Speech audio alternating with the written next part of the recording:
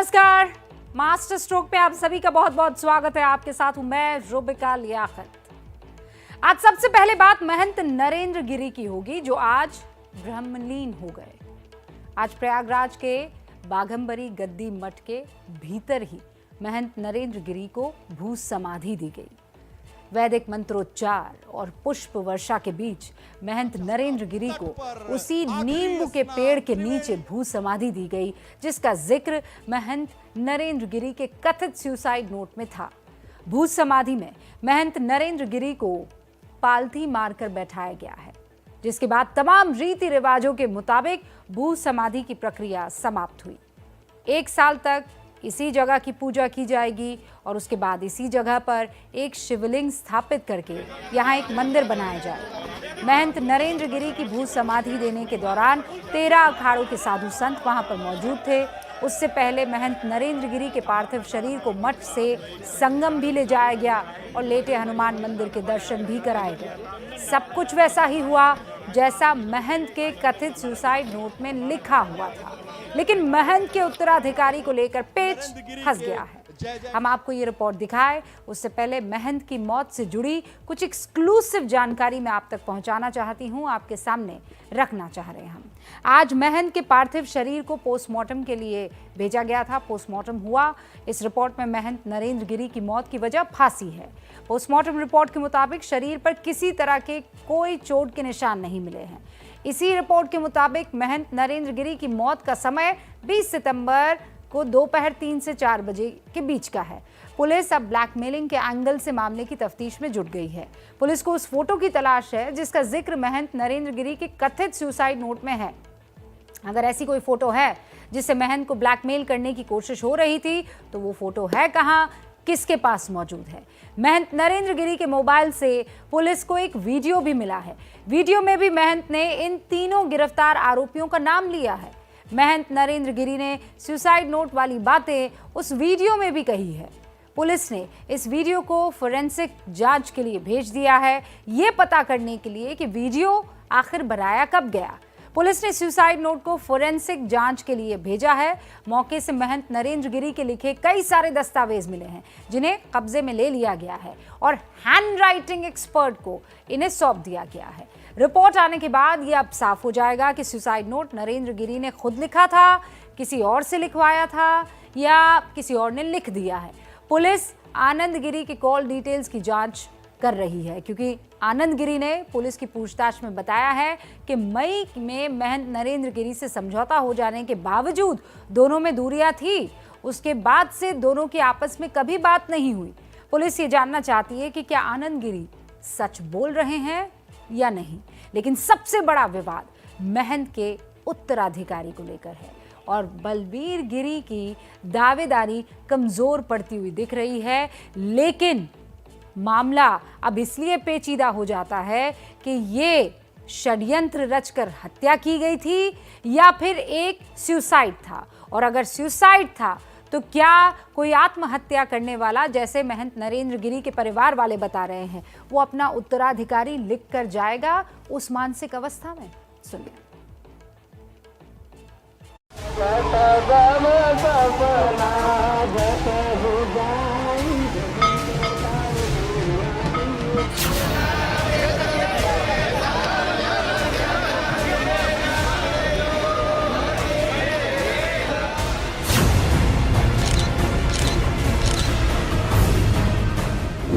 एक suicide note आत्महत्या साबित करने का सबसे अहम सबूत होता है, लेकिन महंत नरेंद्र गिरी के मामले में सुसाइड नोट ही सबसे बड़ी मिस्ट्री बन गया है, क्योंकि महंत नरेंद्र गिरी के करीबी इसे सुसाइड नोट के बजाय साजिश नोट करार दे रहे हैं। सुसाइड नोट नहीं है, साजिश नोट है। सुसाइड नोट नहीं, साजिश नोट है। वैसे तो महंत की आत्महत्या के बाद से ही मौत की वजह पर सवाल उठने लगे थे, लेकिन उनका सुसाइड नोट सामने आने के बाद बुद्धि और उलझ गई। सुसाइड नोट पर उंगलियां संत समाज के साथ साथ सियासत की दुनिया से भी उठ रही हैं। सुसाइड नोट पर इतना संदेह क्योंकि वो सुसाइड नोट नहीं है। मैं कह रहा हूं, मुझसे अधिक उनको कोई नहीं जानता था, मुझसे अधिक उनके लोग उन्हें नहीं जानते थे, मुझसे अधिक उनके करीबी कोई नहीं था।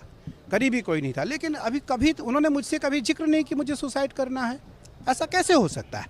पर मेरी समझ में ये नहीं आता कि वो सुसाइड नोट, मेरा अखाड़ा परिषद का राष्ट्रीय उपाध्यक्ष है और वो अखाड़ा परिषद के राष्ट्रीय अध्यक्ष थे।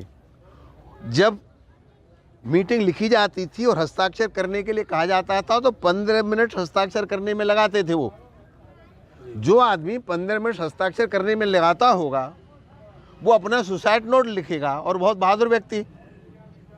तो मैं तो सुसाइड नोट पर ही प्रश्न चिन्ह खड़ा करता हूं। सुसाइड नोट को लेकर ऐसे अनगिनत सवाल हैं। किसी का दावा है कि महंत नरेंद्र गिरी सिर्फ साइन कर सकते थे, उन्हें लिखना नहीं आता था। तो कोई सुसाइड नोट की हैंडराइटिंग पर उंगली उठा रहा है।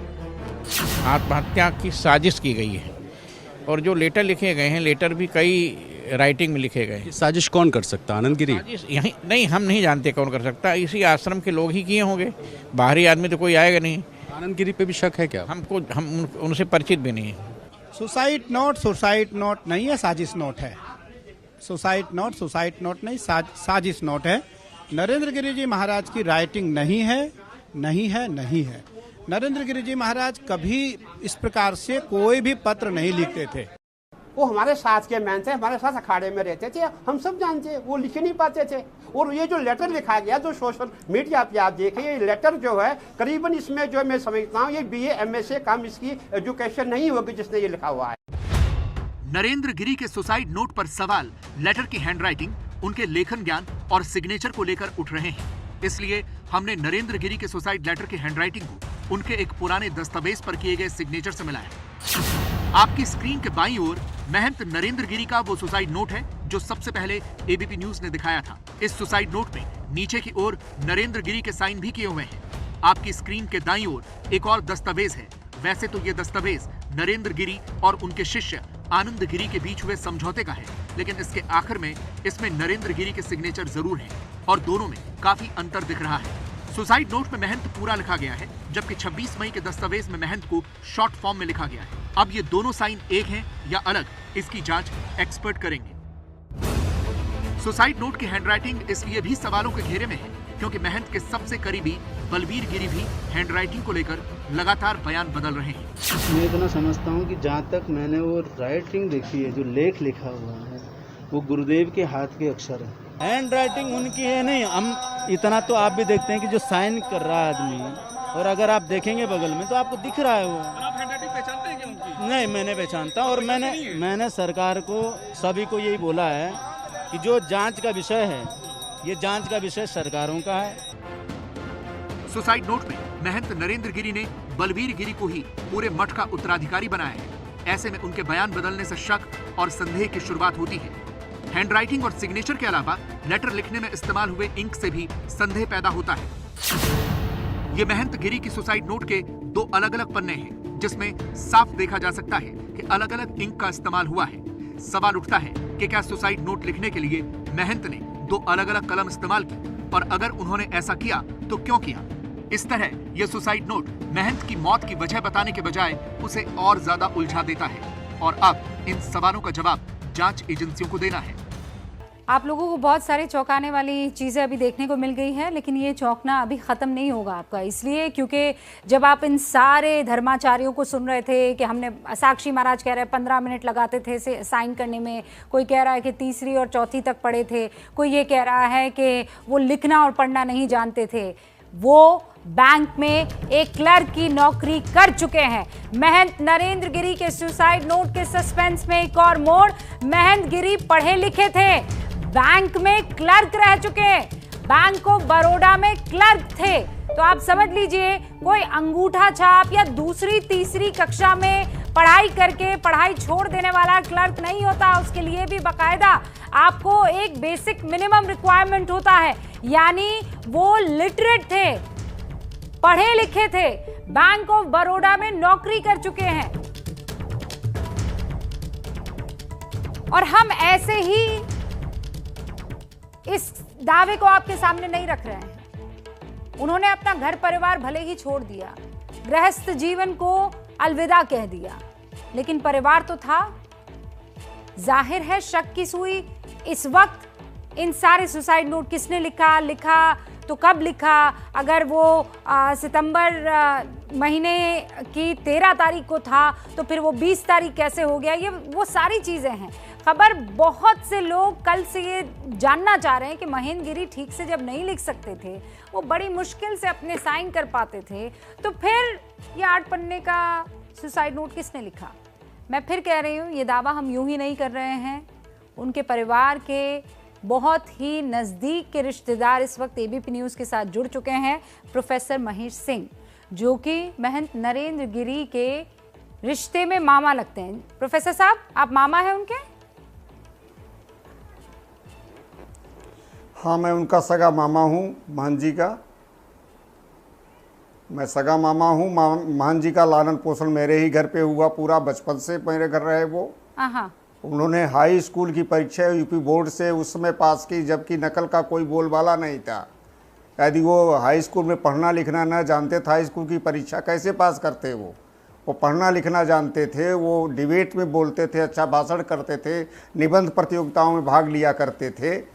महंत जी किसी भी तरह से जो है अनपढ़ नहीं थे। मुझे आज बहुत व्यतीत किया है ये चीज़, तब मैं आज टीवी के सामने आया हूँ। 3 दिनों से इतना मैं मना करता रहा, क्योंकि उनके ऊपर ये गलत आरोप लगाए जा रहे हैं महंतों के द्वारा कि वो अनपढ़ थे और अंगूठा छाप थे, हस्ताक्षर नहीं कर सकते थे। वो जिस कॉलेज में पढ़े थे, उस कॉलेज के बाद में मैं उसका प्रबंधक हूँ, उसके संरक्षक रहे वो जो है, और हमेशा वहाँ के कार्यक्रमों में जाते थे। वहाँ के गरीब बच्चों की पूरी फीस देते थे, क्योंकि उनके नाना जो संस्थापक थे। हाँ, कॉलेज का नाम है स्वर्गीय सरजू प्रसाद सिंह इंटरमीडिएट कॉलेज, आमीपुर, गिरदकोट, हंडिया, प्रयागराज। ये बरौत जो पड़ता है, हंडिया के आगे बरौत है, वहाँ से 10 किलोमीटर उत्तर की तरफ में स्थित है ये कॉलेज। और वो 1953 का स्थापित कॉलेज है। ये बैंक में क्लर्क की नौकरी कर चुके थे। कैसे करते इन चीज़ों को महंत जी? अच्छा, मुझे ये बताइए, महंत जी से हम लोगों का संपर्क टूटा। हाँ, आप अपनी बात जारी रखिए, फिर मैं सवाल पूछूंगी। पहले आप अपनी बात कह दीजिए। हाँ, बताएं आप। मैं ये कह रहा हूँ कि महंत जी का संपर्क हम लोगों से जब बैंक में सर्विस कर रहे थे, जब उनके शादी ब्याह की बात चलने लगी, तब अचानक महंत जी जो है बैंक से लापता चले गए, छोड़ करके बैंक से कहा कि मैं कल नहीं आऊँगा, और चले गए। फिर ये लापता हो गए। ये करीब 80-81 के लगभग की बात है ये। उसके बाद महंत जी का जो अवतरण हुआ 2001 के कुंभ मेले में, एक महंत के रूप में उन्होंने कहीं से मेरा नंबर लिया और मुझको फ़ोन किया कि मैं महंत नरेंद्र गिरी बोल रहा हूं। तो मैंने कहा कि मैं तो किसी महंत को नहीं जानता हूं। तो कहें, फिर हंस के बोले, वो अपने घर के नाम से बोले कि मामा मैं बुद्धू बोल रहा हूं। उनका घर का नाम बुद्धू था और वैसे उनका नाम नरेंद्र कुमार सिंह था। तो इस तरह से उन्होंने कहा कि जो उसके हमारी आखिरी वो होती है हमारी दीक्षा का, इसका अपने सन्यासी, उसका जो कि हमारी नानी भी मर चुकी हैं, जिन्होंने लाला पाला, मेरी मदर की भी डेथ हो चुकी है, तो उस चीज़ को मैं आपके हाथों से करना चाहता हूं। और घर का एड्रेस बताइए, मैं आ रहा हूं आपके यहाँ। मेरे यहाँ आए, संत के वेश में आए, प्रणाम किए हमको और हमारी वाइफ को, और कहा कि आज के बाद से मामा मामी आपको हम प्रणाम नहीं करेंगे, और हम ना मामा कहेंगे ना मामी कहेंगे, अब हमारा आप लोगों से कोई रिश्ता इस तरह का नहीं रहेगा। और उसके बाद जो चीज़ बताया मैंने किया, और उसके बाद वो हमारे यहाँ से चले गए। और उसके बाद महंत जी से मैं यहाँ था, प्रोफेसर था, बात हमको कभी मामा नहीं, हमेशा डॉक्टर साहब, कभी मिले कहीं मिले कह देते थे। मेरी 5 दिन 6 दिन पहले महंत जी से बात हुई थी, 15 या 16 तारीख को मेरी बात हुई थी। और मैं अपने एक उद्देश्य से बात किया था, मैंने एक किताब लिखी, उस किताब का मैं विमोचन योगी जी से कराना चाहता था। हमने कहा अखाड़े में आ तो नहीं रहे हैं, आपका स्वास्थ्य कैसा है? तो कहा मैं बिल्कुल अच्छा हूँ, मुझे कोई दिक्कत है, हमका ब्लड प्रेशर शुगर कहीं कोई नहीं, मैं बिल्कुल अच्छी तरह से हूँ। डॉक्टर साहब, योगी जी आ तो नहीं रहे हैं, लेकिन मुझको उन्होंने बुलाया है। मैं 2-3 दिन में जाने वाला हूँ। ये बताइए वो कॉलेज का फंक्शन आप कब कर रहे हैं? कॉलेज के फंक्शन में हमेशा संस्थापक दिवस 27 नवंबर को होता है, उसमें वो जाते थे, पिछले साल भी गए थे। और उन्होंने कहा कि हम कहा किसको बुलाएं आप, जिसको कहिए बुला लें। कहें यहाँ योगी जी को बुलाइए आप। हम कहा वो कैसे आएंगे? तो कहें मैं ले आऊँगा उनको। तो उन्होंने कहा एक लेटर बना करके मुझे दे दीजिए और मैं जा रहा हूँ, 1-2 दिन में योगी जी को मैं ले आऊँगा। हम कहा वो आएंगे? कहें वो आएंगे कैसे नहीं, मैं ले आऊँगा उस कॉलेज में। तो वो कॉलेज एक ऐसा कॉलेज है जो इलाहाबाद का प्रसिद्ध कॉलेज है, प्रयागराज का, कभी नकल नहीं होती उस कॉलेज में। गरीब छात्रों की मुफ्त प्रोफेसर शिक्षा होती उस कॉलेज में। ठीक है, मैं समझ गया। आप कह रहे हैं उसी कॉलेज से उन्होंने अपनी पढ़ाई लिखाई की थी, फिर आप कह रहे हैं 80 के दशक में, 81 के दशक में वो बैंक ऑफ बड़ौदा से, आप बता सकते हैं वो किस ब्रांच में बैंक ऑफ बड़ौदा की नौकरी करते थे? कहाँ पर नौकरी कर रहे थे वो? ये मड़ियाहू जौनपुर में एक मड़ियाहू जगह है, वहाँ की ब्रांच में थे ये। वहाँ की बैंक ऑफ बड़ौदा उस ब्रांच में थे, वो आज भी है वो ब्रांच वहाँ पर? जी। उम्र क्या रही होगी ये उनकी? मैं नहीं बता सकता, ये काफी दिनों की बात हो गई, आप ठीक समझिए। है, हाँ मैं समझ गया, 80 के दशक की बात है, उस समय बहुत उनकी टाइम उम्र हमारे ख्याल से हाई स्कूल कर चुके थे, हाई इंटर में पढ़ रहे थे। हाँ। बहुत टाइम हो गया इतना मुझे, क्योंकि एकदम संबंध टूट गया था हम लोगों से, घर से कोई मतलब। आपसे मैं बताऊं, जो उनके ऊपर आरोप ये भी लगाए गए कि घर आते थे, संबंध रखते थे, वहीं कॉलेज में जाते थे। एक फरलांग पर घर है जहां लालन पाषण हुआ, कभी नहीं जाते थे, इतना बुलाती थी गौर की लेडीज जो है, लेकिन कभी घर पे नहीं गए वो। केवल कॉलेज जाते थे, फंक्शन में भाग लेते थे और वहां से फिर वो चले आते थे। और आपके हाथ में कुछ डॉक्यूमेंट्स हैं प्रोफेसर साहब, मैं चाहती हूँ डॉक्यूमेंट्स को आप जरा दर्शकों को बताएं, वो कौन से ये डॉक्यूमेंट्स? ये पत्रिका है, ये पत्रिका है, कॉलेज की पत्रिका है जो है, और इस पत्रिका का वो है, इसके अंदर वो बाद में मैनेजिंग कमेटी ने जो, और ये फोटो हमारे पास है जिसमें मेरे शादी की फोटो है 1978 जून की जो है। हाँ। जिससे महंत जी बिल्कुल यहाँ किनारे पर सबसे आगे खड़े हुए हैं, शर्ट और पैंट पहन करके। अच्छा, ये महंत जी की फोटो है उनकी, करीब 12-13 साल के रहे होंगे वो। ये जो दूसरे नंबर पर फोटो, एक तो चेहरा कटा हुआ है, वो नहीं आप कह रहे हैं, दूसरा वाला, वो जो दूसरे शख्स है वो महंत नरेंद्र गिरी है? हाँ, दूसरा बिल्कुल एकदम जो बालक हाँ। महंत गिरी बिल्कुल आगे जो खड़े हैं, चेहरा कटा हुआ के आगे एकदम जो खड़े हैं, बिल्कुल बालक लग रहे हैं, कम एज के हैं, शर्ट और पैंट पहने हैं। ये जो है महंत नरेंद्र गिरी जी हैं। और ये आपकी शादी का फोटो है? हमारे उस विद्यालय के संरक्षक भी थे ये, मेरी शादी का फोटो है ये। अब मुझे ये बताइए, ये जो तमाम महंत कह रहे हैं कि, और साक्षी महाराज कह रहे हैं कि वो तो एक साइन करने में 15 मिनट लगाते थे। अब ये सब चीज़ें उन सन्यासियों के कहने की बातें हैं, क्योंकि वो जब फंक्शनों में जाते थे, फंक्शन में जैसे आप जानते हैं कि सब लोग बोलते, महंत जी हमेशा अध्यक्षता करते थे, लास्ट में बोलते थे, तो एक पेपर पर वो सब की चीज़ों को नोट करते थे, कौन क्या कह रहा है और इसके उसमें हमको क्या बोलना है। तो मैं तो ये नहीं मानता कि हस्ताक्षर का, हाँ ये हो सकता है कि आदत जैसे हम लोगों की है, डेली हम लोग प्रोफेसर हैं, काम करते हैं, सिग्नेचर करते हैं, भाई वो उतना न करते रहो, धीरे धीरे करते हो, ये मैं कह सकता हूँ। लेकिन ये कहना कि वो हस्ताक्षर कर ही नहीं सकते थे, कुछ लिख नहीं सकते थे, पढ़ नहीं सकते थे, इन सब चीज़ों, अपनी डायरी भी लिखते थे, वो डायरी भी उनकी लिखा करते थे, ऐसा नहीं है। वो क्या बात कर रहे हैं आप? कह रहे हैं कि वो डायरी इधर हम लोगों से बिल्कुल कोई संपर्क नहीं रखते थे। मैंने उनके हाथ में लिखी, देखी, तो हमें लगा कि उनकी डायरी है, ये जो है अपना पर्सनल रखते थे अपने पास। वो तो डायरी क्यों रखेंगे, लिखते होंगे तभी तो रखते होंगे। लेकिन प्रोफेसर साहब मैं समझ नहीं पा रही हूँ, इतना भयंकर विरोधाभास। मैं इस बात से बिल्कुल सहमत नहीं हूँ। हाँ, आप कह रहे हैं कि आप परिवार के शख्स हैं, आप उनके मामा हैं, वो लिखना पढ़ना सब जानते थे, वो डिबेटिंग की कला में माहिर थे, महारत हासिल कर चुके थे, बैंक में नौकरी कर चुके थे।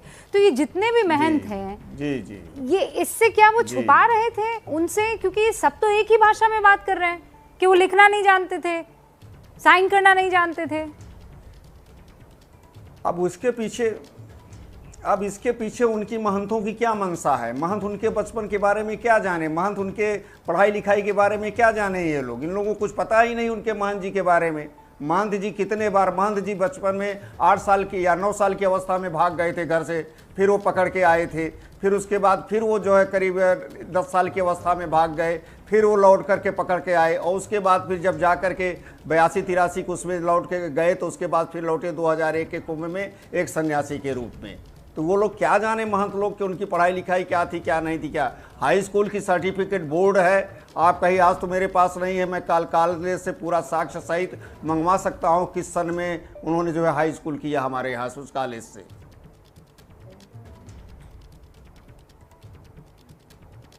उन्होंने इंटर की परीक्षा नहीं दी क्योंकि बैंक में उनको नौकरी मिल गई थी। प्रोफेसर साहब एक और चीज, ये जो आपने तस्वीर दिखाई उसमें वो बड़े छोटे से लग रहे हैं, मेरे ख्याल से कम उम्र के लग रहे हैं। अभी उनकी क्या उम्र रही होगी? मुझे लगता है आप सही बता पाएंगे। हाँ, अभी क्या उम्र रही होगी उनकी? उनकी एज हमें लगता है उनकी एज 56-57 साल या ऐसे 55 और 57 के बीच में ही रही होगी एज उनकी। आप कह रहे हैं इससे ज़्यादा 57 नहीं के थी। आसपास रहेंगे? मेरी एज जिस उससे समय हो ऊपर रही नहीं है,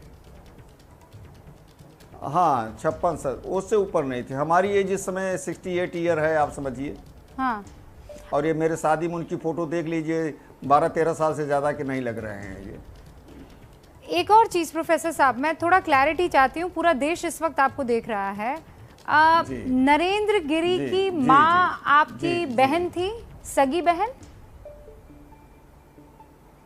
हमारी, हाँ, हम 2 भाई 2 बहन थे, उनमें सबसे बड़ी थी वो। अच्छा। और उनके ये दूसरे नंबर के पुत्र थे। 4 पुत्र उनके हैं, 4 पुत्र हैं। इनमें सबसे बड़े वाले जो थे वो बाद में पढ़ लिख के उसी कॉलेज में हेड क्लर्क के काम पे किया, उसी कॉलेज में जिस कॉलेज में पढ़े थे। और दूसरे नंबर पर महंत जी थे जो है। ठीक है। दूसरे नंबर पर महंत जी थे। हाँ। तीसरे नंबर पर उनके भाई अरविंद सिंह हैं जो लेक्चरर हैं।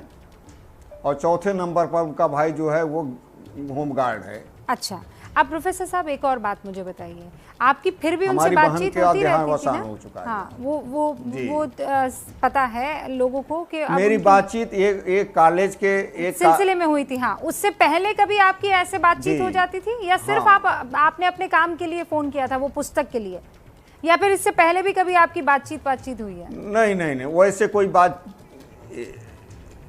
नहीं, हमारी बातचीत उनके यहाँ, देखिए उनके यहाँ महंत जी के यहाँ गद्दी पर जब कभी कोई भंडारा उंडारा होता था, हाँ हाँ, उस भंडारे वगैरह में वो जो है भिजवाते थे हमारे पास कार्ड वगैरह जो है। बस। अच्छा और प्रोफेसर साहब, कोई भी कॉलेज में हमारे फंक्शन होता था तो उसमें आपके जाते कॉलेज थे। के फंक्शन जी। में हर साल वो आते थे। आप बता रहे हैं नवंबर में स्थापना दिवस था कॉलेज हर का, साल, हर साल वो आते थे। ठीक है प्रोफेसर साहब, आप मुझे ये बताइए कि आपने जो हाँ, बातचीत 27 की नवंबर थी, को। वो तारीख क्या थी? ये जो आखिरी आपने बातचीत की थी, ये क्या जी। तारीख थी?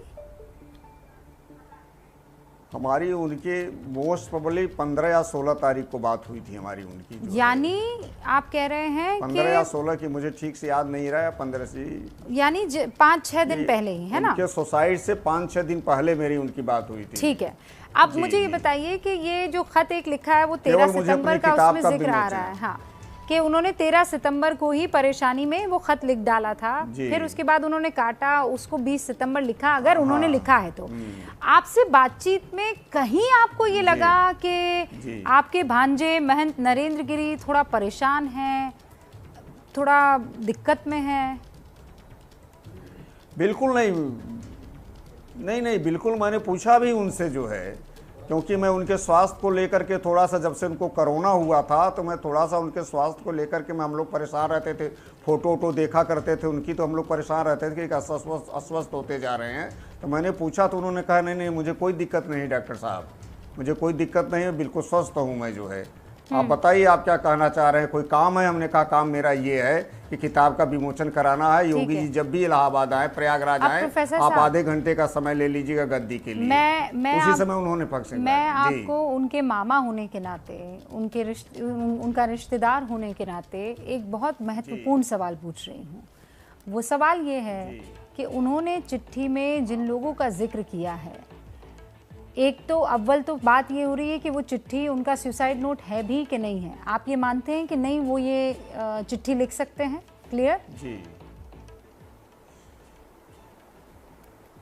नहीं, लिखने की बात जहाँ तक है, मैं तो ये नहीं मना कर सकता कि वो नहीं लिख सकते, क्योंकि वो लिखने पढ़ने वाले थे। अब उन्होंने लिखा है कि नहीं लिखा है, देखिए ये सब बातें तो जब जांच की हैं तो सरकारी स्तर पर जांच हो रहा है, प्रशासनिक अधिकारी कर रहे हैं। हाँ। वो इसको डिसाइड करेंगे, इसको हम कोई डिसाइड करने वाले नहीं हो सकते कि उन्होंने लिखा कि नहीं लिखा जो है। लेकिन ये कहना कि वो लिख नहीं सकते थे, मैं इससे सहमत नहीं हूँ।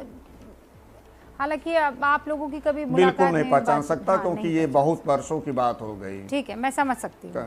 अब मुझे ये कभी बताइए, नहीं, कभी वो परिवार से संबंध नहीं रखते थे। आनंद गिरी का जिक्र आ रहा है, उनके शिष्य का। हाँ जी, बोलें। उन पर शक जाहिर किया जा रहा है जी। आप पर्सनली क्या फील करते हैं?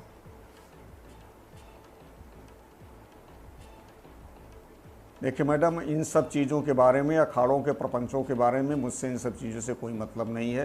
आनंद गिरी कौन थे, क्या नहीं थे, क्या उनके ऊपर आरोप लगाए गए हैं, हम इन सब चीज़ों से मुझसे, मैंने बता दिया ना, वो सन्यासी हो गए थे।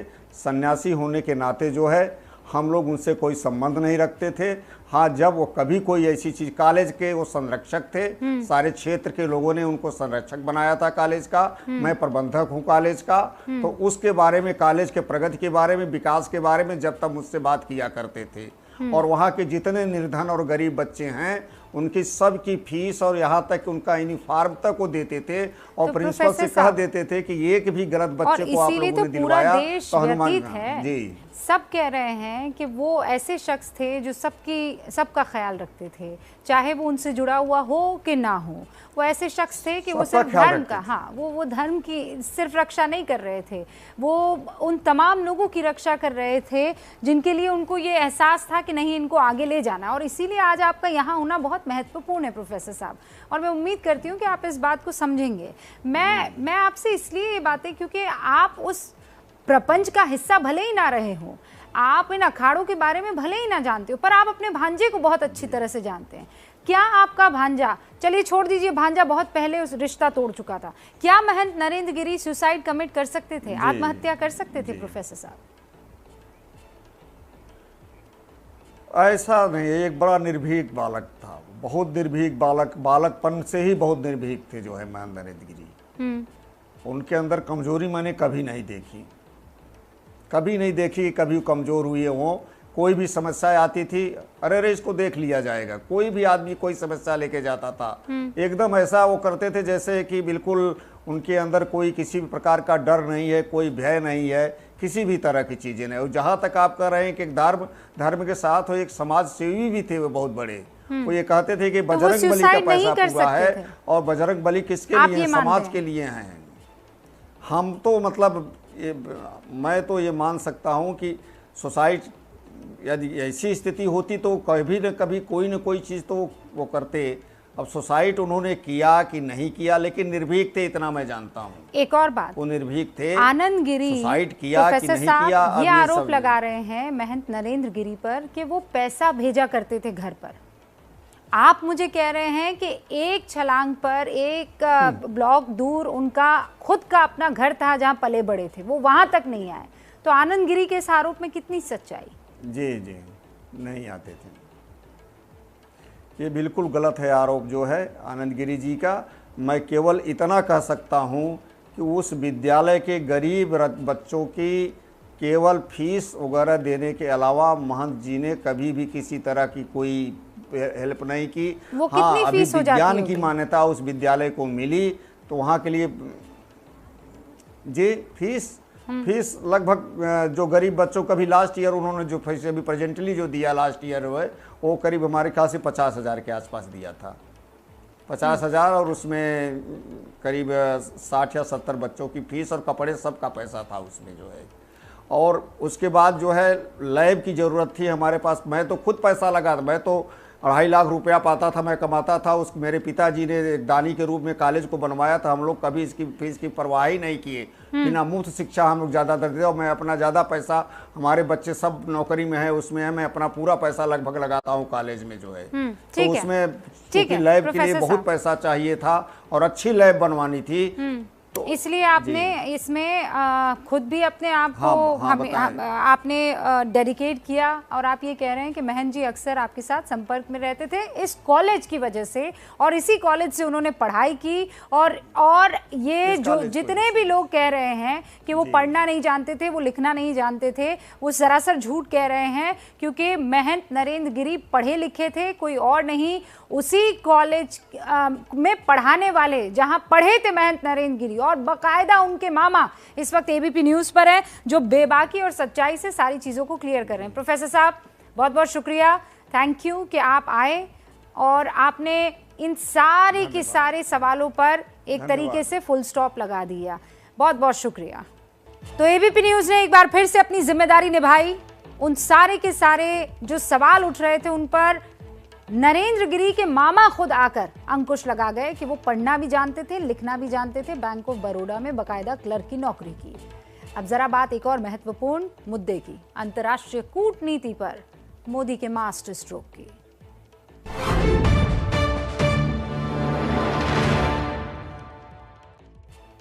तो अंतर्राष्ट्रीय कूटनीति के उस बिसात की अब बात करनी है जो दिल्ली से करीब 12,000 किलोमीटर दूर अमेरिका की राजधानी वॉशिंगटन में बिछाई जा रही है। दुनिया को भारत की कूटनीतिक ताकत दिखाने के लिए प्रधानमंत्री नरेंद्र मोदी आज अमेरिका के लिए रवाना हो गए और आज हमारे पास प्रधानमंत्री नरेंद्र मोदी के इस दौरे की मिनट टू मिनट जानकारी आ गई है। सबसे पहले आपको वही बता देते हैं। पीएम भारतीय समय के मुताबिक कल तड़के 3:30 बजे वॉशिंगटन डीसी में उतरेंगे। वहां से वो सीधे अपने होटल जाएंगे। फिर इसके बाद 23 सितंबर को शाम 7:15 बजे कई सारी बड़ी कंपनीज के सीईओ से मुलाकात करेंगे। फिर भारतीय समय के मुताबिक कल रात 11 बजे ऑस्ट्रेलिया के प्रधानमंत्री स्कॉट मॉरिसन से मुलाकात करेंगे। इसके बाद अमेरिका में भारत समय के मुताबिक अगला दिन हो जाएगा। तब 24 सितंबर को रात 12:45 बजे मोदी अमेरिकी उपराष्ट्रपति कमला हैरिस से मुलाकात करेंगे। 24 सितंबर को ही भारतीय समय के मुताबिक तड़के सुबह 3 बजे जापान के प्रधानमंत्री से उनकी मुलाकात होगी। फिर 24 सितंबर को भारतीय समय के अनुसार रात 8:30 बजे अमेरिकी राष्ट्रपति जो बाइडेन से पीएम मोदी मिलेंगे। फिर 24 सितंबर को ही रात 11:30 बजे व्हाइट हाउस में क्वाड की बैठक होगी जिसमें प्रधानमंत्री नरेंद्र मोदी हिस्सा लेंगे। फिर पीएम न्यूयॉर्क जाएंगे। 25 सितंबर को भारतीय समय के मुताबिक 7:30 बजे शाम के प्रधानमंत्री का संयुक्त राष्ट्र महासभा में UNGA में संबोधन होगा। फिर 20 मिनट का भाषण वो वहां पर देंगे। उसके फौरन बाद 25 सितंबर को ही भारतीय समय के मुताबिक रात 9:15 बजे प्रधानमंत्री वतन लौट आएंगे। प्रधानमंत्री मोदी के दौरे पर हमारी विशेष रिपोर्ट अब आपके सामने।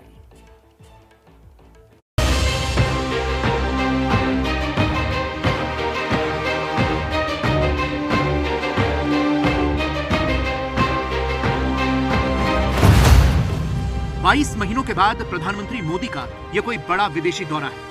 महामारी की वजह से प्रधानमंत्री 2 दिन के बांग्लादेश दौरे को छोड़कर कहीं नहीं गए और अब सीधे दुनिया के सबसे बड़े कूटनीतिक मंच पर जा रहे हैं। प्रधानमंत्री अमेरिका के लिए दिल्ली के इंदिरा गांधी एयरपोर्ट से रवाना हुए। विमान में चढ़ने के लिए जैसे ही प्रधानमंत्री अपनी कार से उतरे, उन्होंने मास्क पहना हुआ था। नीचे खड़े अधिकारियों से उन्होंने मुलाकात की और फिर 71 साल के नरेंद्र मोदी तेजी से 15 सीढ़ियां एक साथ चढ़ गए।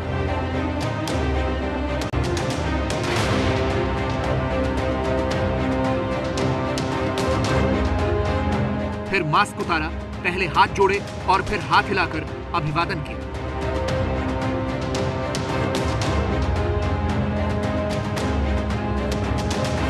दस और सीढ़ियां चढ़ी। विमान के दरवाजे से दाखिल होने से पहले फिर हाथ हिलाया, हाथ जोड़े और विमान के अंदर दाखिल हो गए।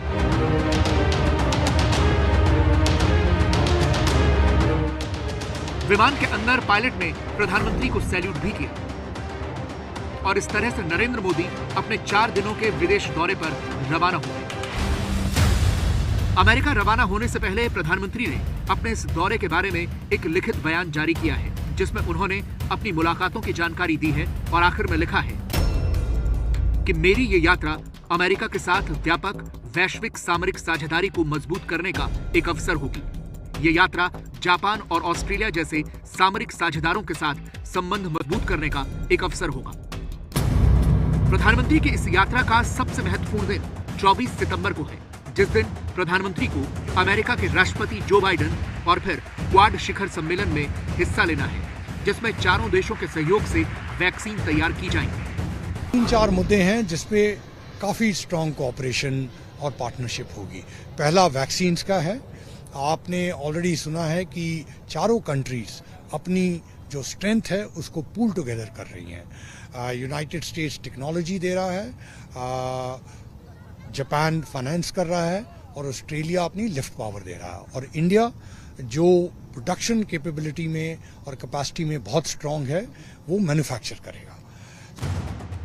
लेकिन इसके अलावा क्वाड के मंच से चीन को घेरने की भी पूरी तैयारी है और जाहिर तौर पर अफगानिस्तान के मौजूदा हालात पर भी चर्चा होगी। प्रधानमंत्री नरेंद्र मोदी राष्ट्रपति जो बाइडेन से पहली बार आमने सामने मुलाकात करने वाले हैं और इस मुलाकात की अहमियत इसलिए ज़्यादा है क्योंकि शांति का प्रहरी होने का दावा करने वाला अमेरिका अफगानिस्तान में एक अराजक व्यवस्था छोड़कर लौट आया है और इस वक्त भारत जो कि शांति का सबसे बड़ा दूत है उसके लिए ये तालिबान का शासन सबसे बड़ा खतरा है। ऐसे में क्वाड का सम्मेलन जिसमें अमेरिका, भारत, जापान और ऑस्ट्रेलिया एक साथ होंगे, क्षेत्रीय सुरक्षा और शांति बढ़ाने के लिए किस तरह से कदम उठाए जाएं उस पर विचार विमर्श होगा। इसके अलावा इस इलाके में पूरे चीन का विस्तारवाद एक बड़ा खतरा है। न केवल भारत बल्कि उसके तमाम पड़ोसी देश इस बात से बेहद चिंतित हैं कि चीन लगातार अपनी सरहद को उनकी सरहद के भीतर प्रवेश कराने और उनकी ज़मीन पर कब्जा करने की कोशिश करता रहा है। निश्चित रूप से क्वाड के देशों के लिए सबसे बड़ा मसला है और ख़ास तौर पर तब जब तकनीकी ताकत के दम पर चीन अब तमाम उन देशों के भीतर भी घुसपैठ कर रहा है जिसे साइबर वॉर कहा जाता है। उस मद्देनज़र भी ये चारों देशों का सम्मेलन बेहद महत्वपूर्ण है। क्वाड के अलावा प्रधानमंत्री मोदी और राष्ट्रपति बाइडेन की द्विपक्षीय मुलाकात पर भी पूरी दुनिया की निगाहें टिकी होंगी क्योंकि अफगानिस्तान से निकलने के बाद अमेरिका को भारत की सबसे ज्यादा जरूरत है और इस मुलाकात में अफगानिस्तान में पाकिस्तान की हरकतों पर भी खास तौर पर चर्चा होगी। लेकिन प्रधानमंत्री नरेंद्र मोदी यहाँ पर पाकिस्तान को नहीं बख्शने वाले हैं क्योंकि तालिबान की सरकार को पीछे से पाकिस्तान लगातार सपोर्ट दे रहा है। यहाँ तक कि पाकिस्तान उनको तालिबानियों को अपनी एयरफोर्स की, वायुसेना की भी मदद दे रहा है और यही बात है जो विश्व के तमाम देशों को खटक रही है। कहीं अफगानिस्तान के तालिबान पाकिस्तान के रास्ते भारत के लिए खतरा तो नहीं बनेंगे, कहीं चीन तालिबान के बहाने भारत की सरहद में कोई हरकत तो नहीं करेगा, अमेरिका और बाकी तमाम देश क्या करेंगे? इन बड़े सवालों के जवाब इस दौरे से प्रधानमंत्री नरेंद्र मोदी के निकलेंगे। पाकिस्तान भले ही दुनिया की नजरों में बेनकाब हो गया हो, लेकिन वो सुधर नहीं रहा। पाकिस्तान ने न्यूयॉर्क में सार्क के विदेश मंत्रियों की बैठक में तालिबान को भी शामिल करवाने की कोशिश की, जिसकी वजह से यह बैठक कैंसिल हो गई। तालिबान और पाकिस्तान का गठजोड़ अब दुनिया के सामने आ चुका है। अब तालिबान की कोशिश संयुक्त राष्ट्र से भी मान्यता हासिल करने की है, इसीलिए उसने संयुक्त राष्ट्र को एक चिट्ठी लिखी है जिसमें उसने सुहेल शाहीन को संयुक्त राष्ट्र का स्थायी प्रतिनिधि नियुक्त किया है और मांग की है कि उन्हें भी यूएनजीए को संबोधित करने दिया जाए। हालांकि इस पर अभी तक कोई फैसला नहीं हुआ है। ये खबर मिली है कि यूनाइटेड नेशंस को तालिबान गवर्नमेंट ने लेटर लिख करके ये मांग की है कि आपको एक्रेडिट किया जाए और यूएनजीए जो United Nations general assembly session है उसको एड्रेस करने दिया जाए। ये बात सही है? आप लोगों ने लिखा है यूनाइटेड नेशंस को? जी बिल्कुल, जी हमने यही लिखा था यूएन को और हमने शाहीन साहब को नॉमिनेट किया था इसलिए कि वो वहाँ पर हमारा रिप्रेजेंटेटिव होगा और वहाँ पर एड्रेस देखेंगे। भारत और अमेरिका के राष्ट्राध्यक्ष जब मिलेंगे तो निश्चित तौर पर इन बदलते हालात और समीकरणों पर भी चर्चा होगी। सोचिए, वैसे अमेरिका में हमारे संवाददाता विकास मौजूद हैं जो आपको प्रधानमंत्री मोदी के इस दौरे से जुड़ी हर जानकारी पहुंचाएंगे। प्रधानमंत्री मोदी के अमेरिका दौरे के लिए आपको सिर्फ बड़ी खबर है।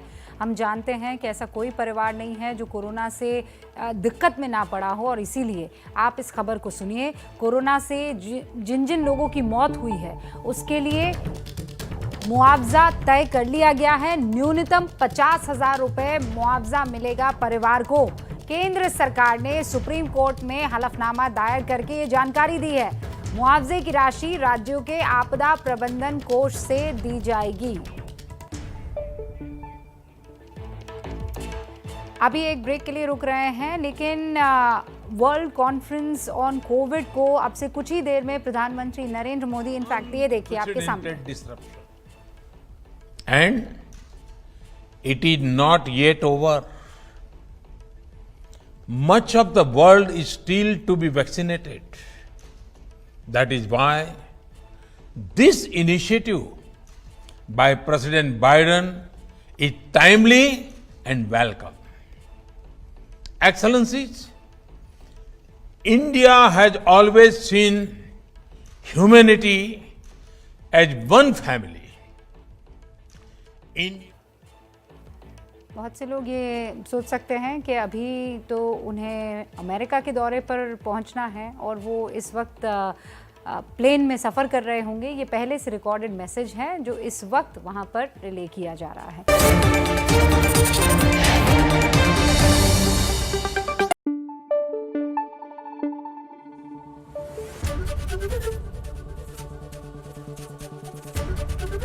ABP न्यूज आपको रखे आगे।